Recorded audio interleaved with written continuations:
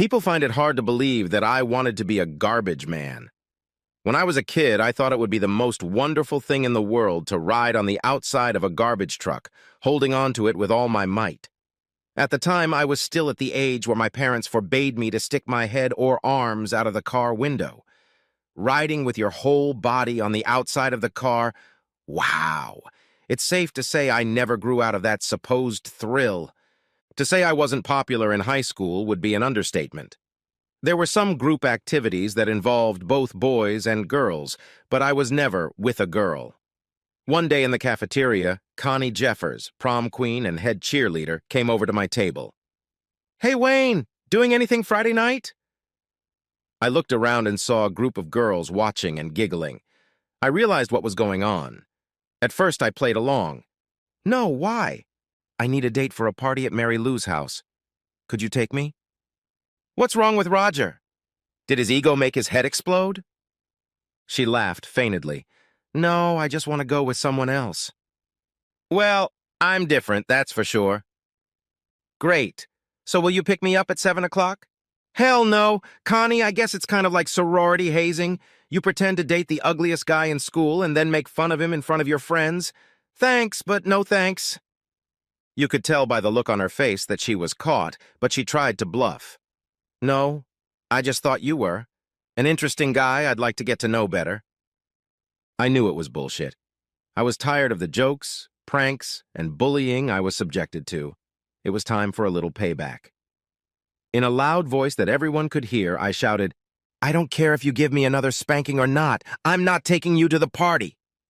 The reaction of Connie and the other students was priceless. That was until her boyfriend and soccer star Roger came over and beat the crap out of me. I didn't care. I was still laughing my ass off. The beating was worth it. He hurt his hand hitting my hard head and had to miss the district playoff game, which we lost. Tough nuts. I didn't come out of high school a virgin, however. My parents and Evie Sumner's parents conspired to get us both into prom. Evie was a little overweight. In this case, a little was about 80 pounds.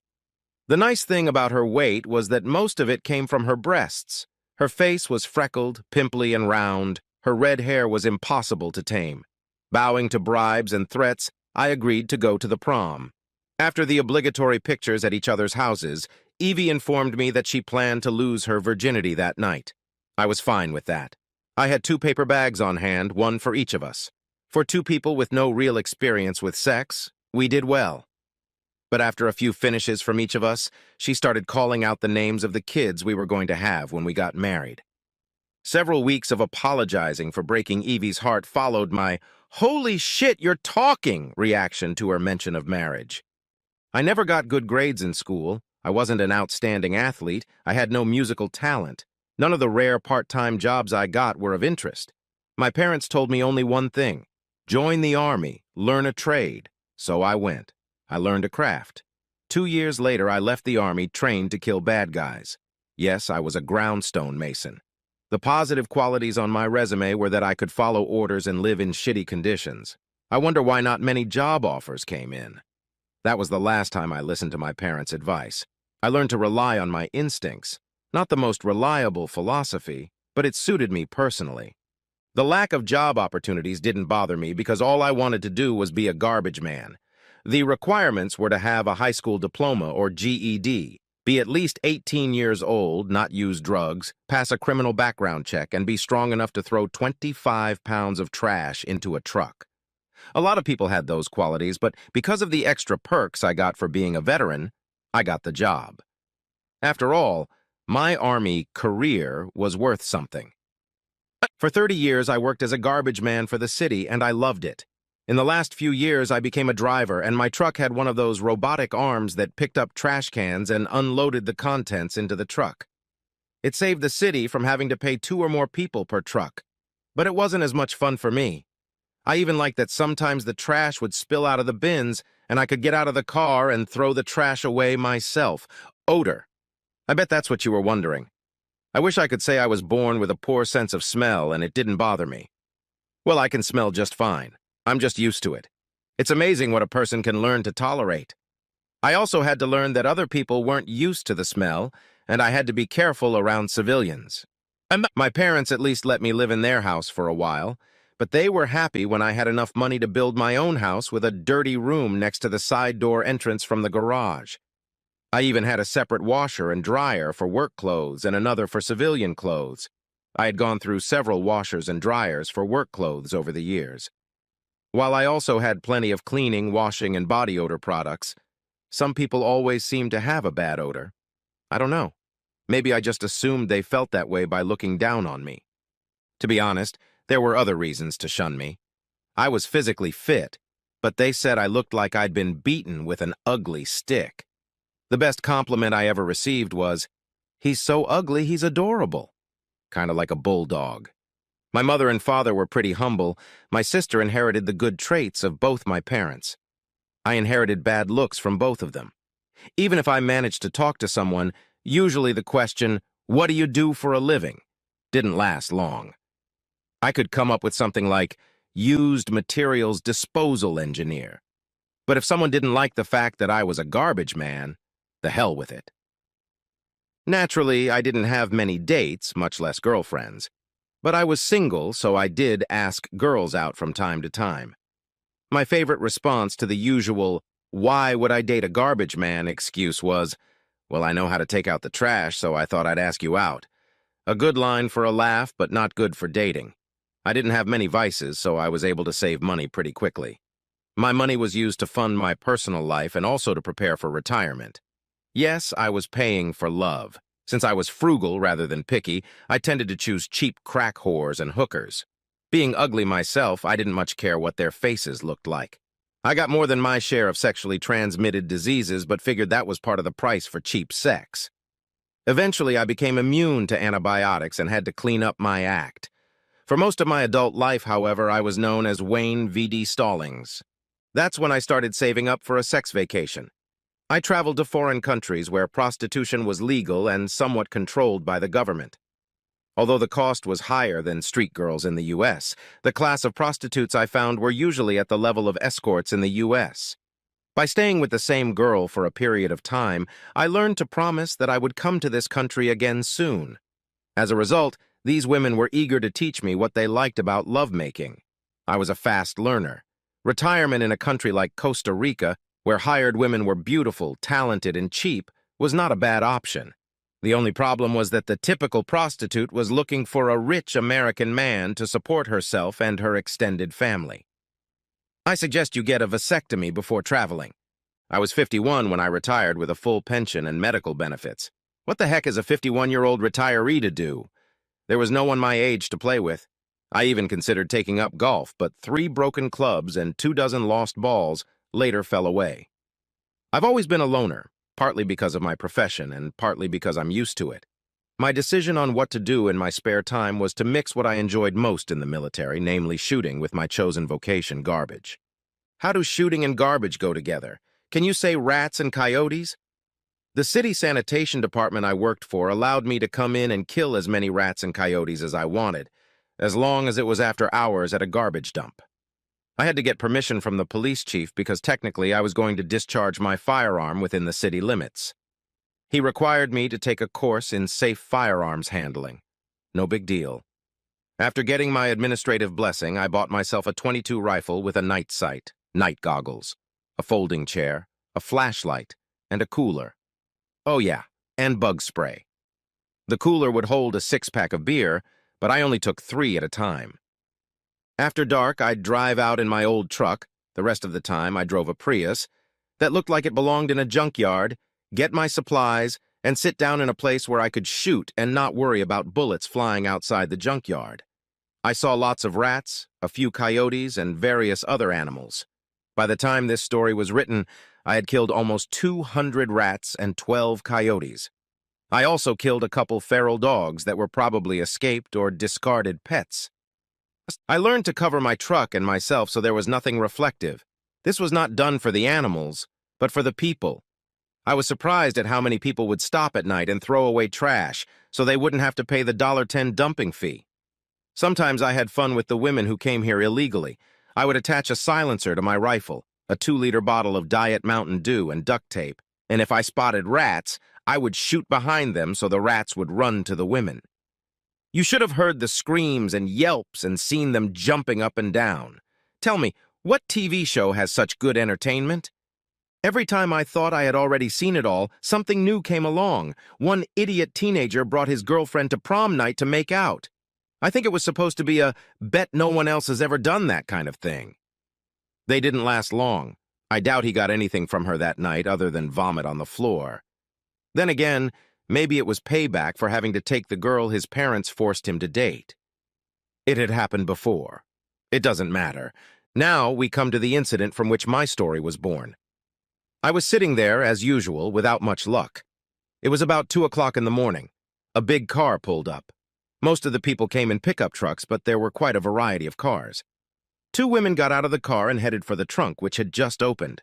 I looked through my infrared scope, hoping to find rats that could be driven to them. Instead of the usual trash bags, they each took one end of what appeared to be a body bag. I immediately started taking pictures, even though I knew I would get very little detail because of the darkness and distance. After placing the bag on the ground, they returned to the car. Instead of driving away, they turned the car around. I realized they needed the car's headlights to see what they were going to do next. It was amusing to watch them step on things on the ground and go around them. Some of the foul words I heard included EEWW, shit, fuck, and OMG. How I hoped I could send some rats to them. They struggled to drag the bag to the edge of the big pile of garbage. They had to stop a couple times for one of them to throw up. But, without giving up hope, they did make it to the edge of the pile. The women went back to the car and pulled out 2 rakes. Back at the pile, they began raking the trash into a bag. As soon as one of the women said that was enough, they ran back, dropped the rakes, and drove away as fast as they could. I looked back through the scope and found, to my surprise, that there were rats running to where the women were. I learned a valuable lesson in hunting that night. Apparently, rats perceive the sounds made by new garbage as a possible meal. I started planning how to make sounds in the future to increase my score, but more on that later. After shooting a few rats, I headed towards the pile. Finding a stick that could serve as a rake, I opened the sack. It wasn't a body bag after all. It was a wedding dress bag. I doubted anyone's divorce could be bad enough to bury a wedding dress in a landfill at 2 in the morning. I unzipped and discovered that there was indeed a body inside. A middle-aged man, quite good-looking, dressed in a t-shirt and shorts. The bullet had hit him in the back of the head. I looked for a wallet or other identification, but found nothing. I replaced some of the debris and made a GPS diagram of where the body lay. I returned to the chair to decide what to do. It wasn't worth rushing to file a police report. The guy wasn't going to get any deader. For some reason, my twisted mind said, this could be an opportunity for you. Why would 2 women kill a man and hide his body in a landfill? Obviously, they were hoping no one would find him. Considering the garbage in the dump adds up every day, they were probably right. The only people to worry about were people looking for aluminum cans or scrap metal. The women didn't think about the fact that there might be someone at the junkyard recording their actions. I needed to find out who was in that car. I took the card from the camera to my friend who does wedding photography on the side.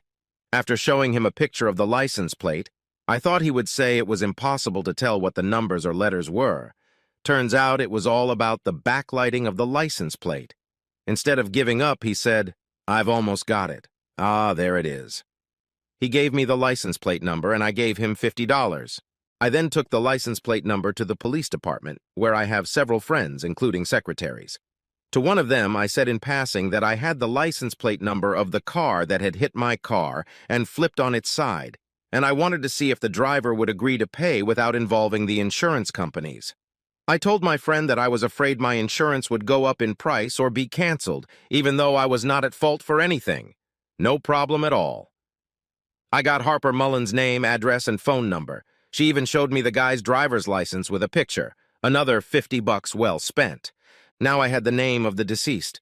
One of the women at the dump was probably his wife. I thought, hell, I could be a private investigator. It's so easy. Since what the receptionist did for me was illegal, I decided she would never risk her pension by telling on me, especially since she took money for it. Imagining myself a modern-day Sam Spade, I set out on the trail of Harper Mullen's house. The car from the junkyard was parked in the driveway. Just as I was about to get out of the car and walk up to the door, another car pulled into the driveway. A woman got out of it and walked into the house as if she lived there. She was the same height as the second woman in the junkyard, so I assumed it was her. I waited for a few minutes before I went to the door. After my knock, the front door was opened by a very pleasant-looking woman. The lock on the chain was still in place, and she looked out. "Who are you and what do you want?" I was just wondering if you remembered to dispose of the rake after you used it at the dump." "What? What are you talking about?" Before I could answer, she revealed that she had a gun in her hand, pointed at me. I said, "I think you'd better talk to me before you pull the trigger." She and the other woman discussed the situation. "Okay, but I'll keep the gun on you at all times." I sighed like a silly blonde. "How are you going to close the door to remove the chain lock and keep a gun on you at the same time?" After some time of indecision on her part, I said I would stay put while she opened the door. Once inside, I was told to sit down in a chair while the two women settled on the couch. "Are you really going to point a gun at me all night?" "Well, I'm going to put it next to me. Just don't try anything. My questions still stand. Who are you, and why are you here?" "My name is Wayne Burks. I'm here to find out what I'm supposed to do about the two women who dumped Harper Mullen's body in the city dump the night before last." Looking at the woman with the gun, I asked, "You are, I presume, Mrs. Mullins?"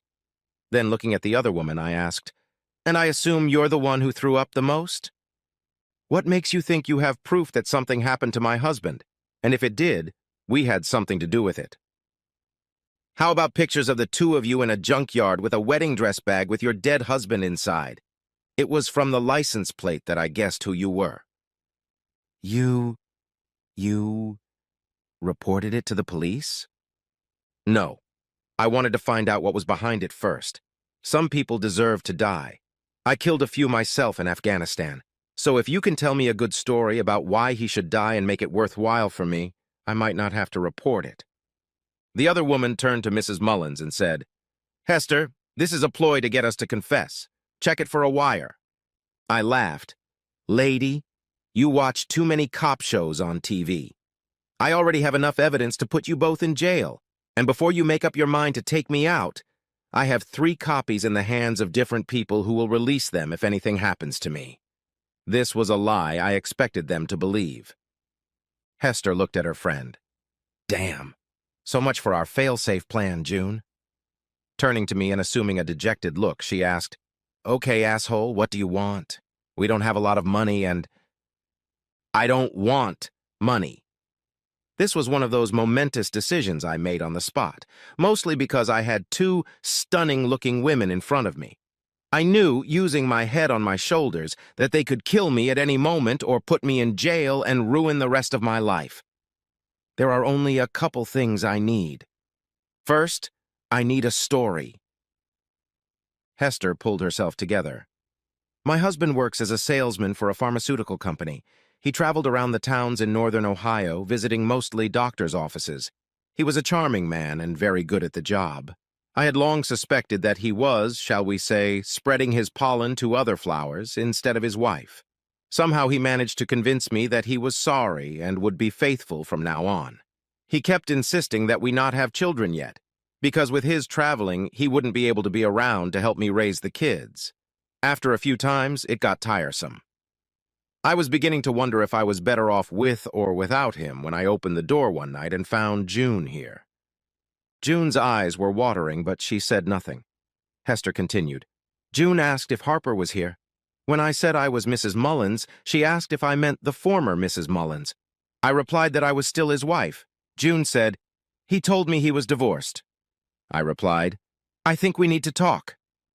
I let her in. 'June, do you want to tell him your story?' June was clearly hesitant, but spoke nonetheless. "I was one of the naive, trusting nurses working in the doctor's office where Harper came in. He was handsome and knew just what to say to turn me on. I was reeling from the breakup, so I think I was especially vulnerable. We went out every time he came over. He was the best lover of my life, and I was head over heels in love.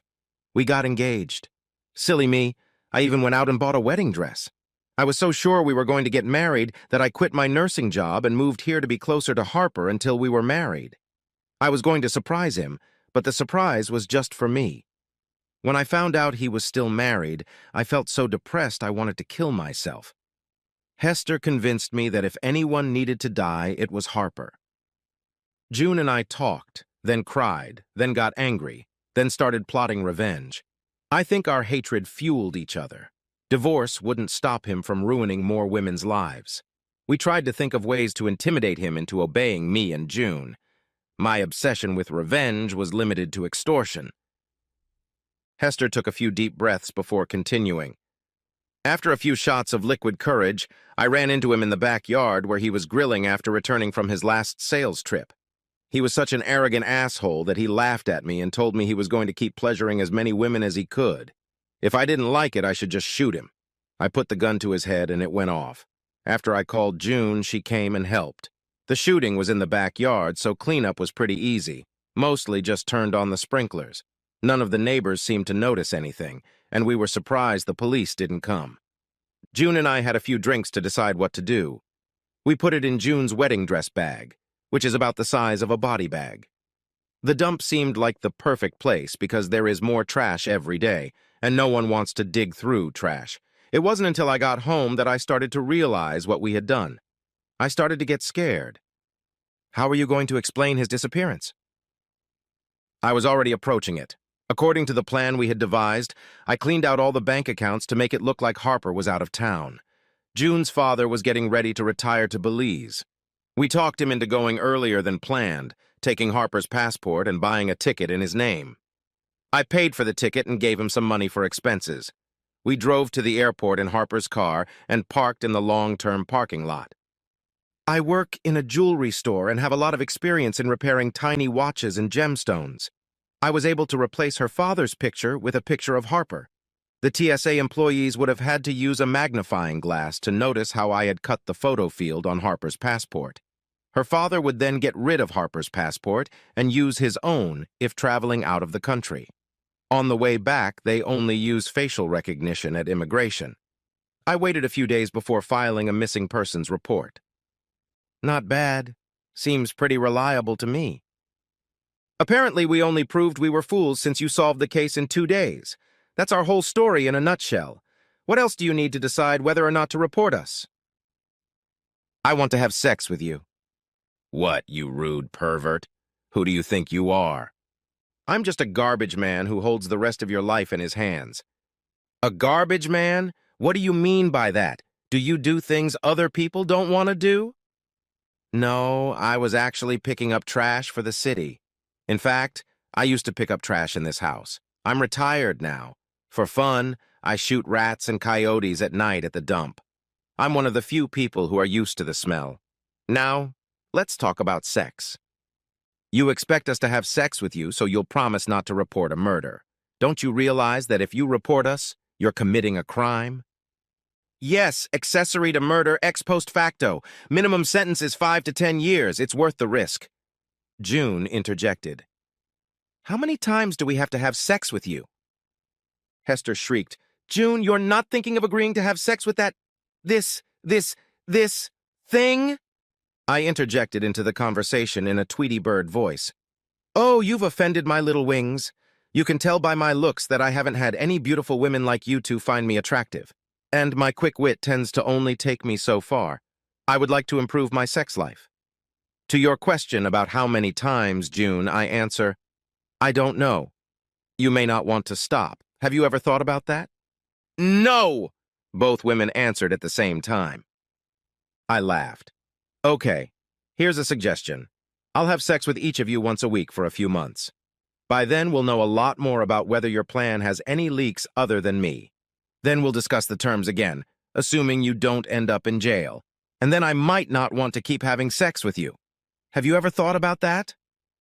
Frowning and sighing heavily, Hader asked, Could you give us a minute, Wayne? June and I need to talk. No problem. I need to empty my bladder anyway. Where do I go to the bathroom? After Hester pointed down the hallway, I got down to business, giving the girls a few minutes to talk. I asked if they were ready and they said I could come back. Hester said, Here's the deal. In exchange for keeping quiet about Harper's accident, we agree to have sex with you once a week, but not for more than 3 months.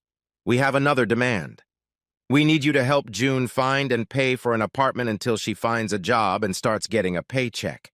It's too risky for her to stay in my house, and without Harper's income, I'm already going to have a hard time paying the bills. I agree with the sex restriction. However, instead of paying rent for June's apartment, I will provide her with my extra bedroom. Her living with me should not raise any questions linking me to Harper's death. It'll just seem like I got lucky. I promise not to bother her for sex more than once a week. She'll be able to make a living cleaning, doing laundry and cooking. The girls looked at each other and nodded affirmatively. Hester asked, "Which one of you wants to go first?"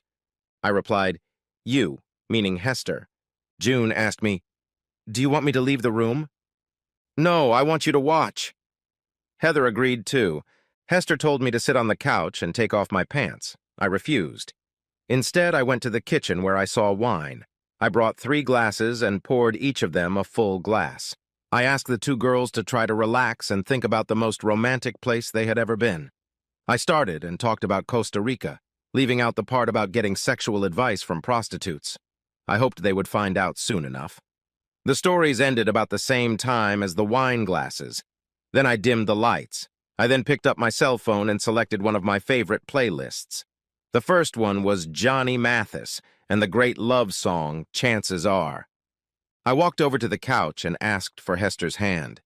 Pulling her to me, I asked her to dance. She stood up and we began to dance. I could feel the tension in her body. After a few steps, she joked, "I never thought I'd be dancing with a garbage man." "And I never thought I'd dance with a stone killer." We both laughed. She relaxed.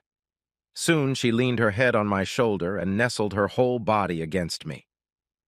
"Actually, you smell good to any man. What cologne do you have?" "Paul Sebastian." We adjusted our bodies until we were completely comfortable. Hester seemed to release the tension, but began to cry. "I'm so sorry. I've been holding back my emotions since I shot Harper. I'm a horrible person, and my life has gone to shit. I don't know what to do. I don't want to go to prison." She sobbed. June began to cry, too. "Relax. Let it out. We'll figure something out, together." As we danced to a few more songs, I began the next phase of my seduction. I started kissing her neck and nibbling on her earlobes. In response, she pressed herself even closer to me. "Thank you, Hester. That was wonderful." The now calm Hester spoke up. "I got a little carried away myself. The dancing was a nice touch. Now, if you'll excuse me, I'm going to go clean up." I turned to see June for the first time since Hester and I had gotten down to business. June was sitting next to me and was clearly enjoying the show. She smiled and asked, "Is it my turn now?" I told her that I probably needed to recover a bit. She replied, "Let me take care of that." We ended the evening by agreeing to meet at my house for sex in the following weeks and to discuss how to handle the investigation into Harper's disappearance that was sure to follow. June followed me home, and we decided that tomorrow I would move her things in. I showed her the guest bedroom and the hallway bathroom. There were spare toiletries there, so she didn't have to go back to her motel room. It had been a long, hard, and strange day, so we were both ready for bed. After taking a shower, I fell into my bed. Soon, June walked into the bedroom dressed in just my t-shirt. "Can I sleep in your bed with you tonight? I don't think I could sleep any other way." "Okay, but only sleep, no." Before I could finish my terms, she jumped into my bed and bounced off my body. Quickly moving next to me, she wrapped her arms around my chest. Wednesday morning, Hester came in. She was going to call Harper's office and ask if they knew where he was. We discussed possible questions they might have and what emotions a wife worried about her husband should show. Using her cell phone, she called, "Joan, it's Hester. Do you know where Harper is supposed to be today? He went to Toledo, coming back from Cleveland on Friday. I thought he'd be done in Toledo by now, but he hasn't come home or called. His phone goes to voicemail. I'm starting to get a little worried." "Actually, we were just about to call you. We got a call from the nurses he usually hangs out with in Toledo. They were wondering if he was coming since he didn't show up on the appointed day. We told them he had something wrong, and we are sure he will come or call them soon. Do you have any idea where he might be? No, I'll call his parents. Do you think I should call the Ohio State Police to see if there have been any incidents? I think you would have been contacted by now if he'd been in an accident, but it wouldn't hurt to call. Have you reported him missing yet? I thought about it, but I've heard that the police won't fill out a report until a person has been missing for 48 or 72 hours. I guess I'll call them, too. I just can't believe something bad happened to him. She said the last statement in a slightly sobbing voice. Good acting job, Hester. Now you better call. Heather called and found out she was close enough in time to file a missing persons report. We waited a few days and had Hester call the police again to say she was upset that they couldn't find him. Finally, the police arrived at Hester's home. She recorded the conversation and played it back for June and me so we could assess how well she handled the situation. In our opinion, she handled it pretty well. They started right off with the main point. Did she have any problems in her marriage to Harper? She answered quite calmly that yes. When asked to explain, she said she found out that Harper had girlfriends in other cities. When she talked to him after the trip to Cleveland, he not only admitted it, but stated that he was going to live with one of his girlfriends. As soon as he returned from Toledo, he would go straight to a divorce attorney. One of the detectives asked, "How did you feel about that?" On the one hand, I was upset. We instilled in Hester that it is very important to always use the present tense when referring to her husband, is my husband, and I have loved him for many years. As a matter of fact, I still love him now. On the other hand, I confess I was somewhat relieved. I don't need a husband who cheats on me. We discussed how to divide the property to cause me the least amount of damage. I appreciated that. How do we know you didn't kill him to get revenge? Hester went on the offensive. And who says he's dead? I wouldn't be surprised if he's somewhere laughing at all of us right now. After a short pause, she continued. Well, you asked. How do you know I didn't kill him? According to Hester, she looked at the detective with as much expression on her face as she was capable of.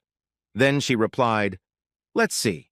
I kill him and inherit all his debts without his income, or I spend the rest of my life in prison, as opposed to the other option where I let him live and get half of the estate and alimony for a few years. I apologize to both of you if somehow I seem that stupid to you. More likely one of his whores will kill him for not marrying her or getting her pregnant. Have you talked to any of them?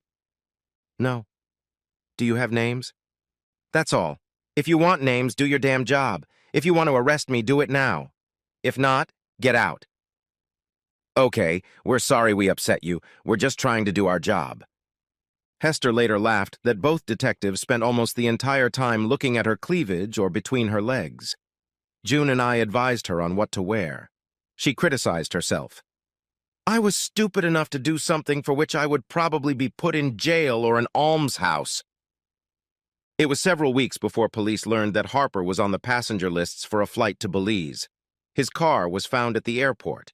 No evidence of a possible murder was found in the car.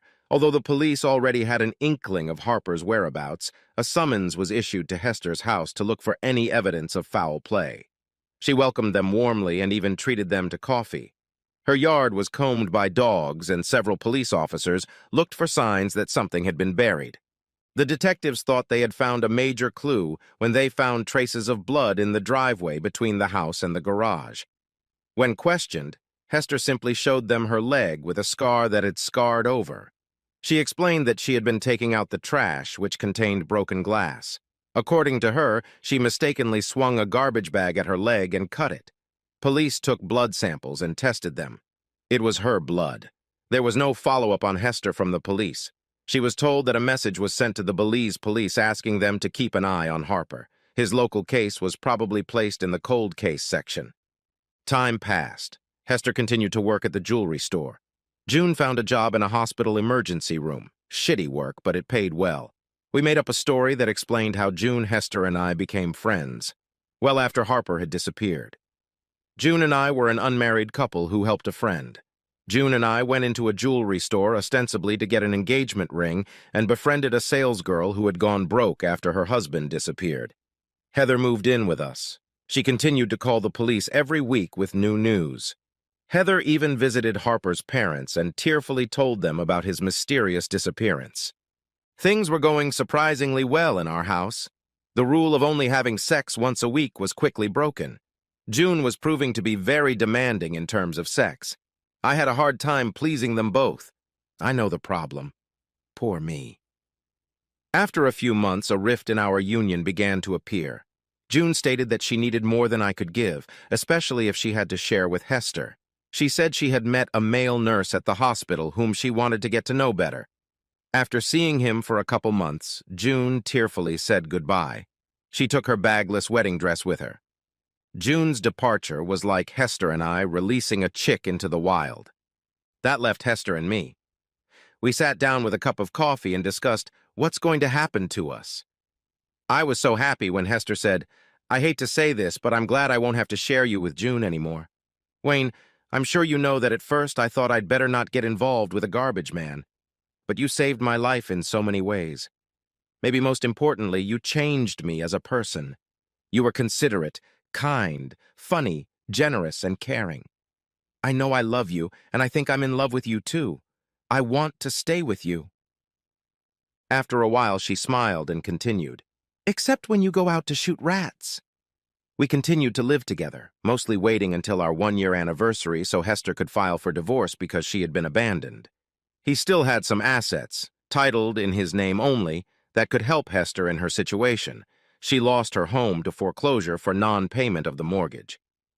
One day, Hester went out of town for a few days to a wholesale jewelry sale. I decided to stop by the Firehouse Bar and Grill to see my old scavenger buddies. I spotted Glenn right away. We exchanged stories from the past and had a few shots of hard liquor.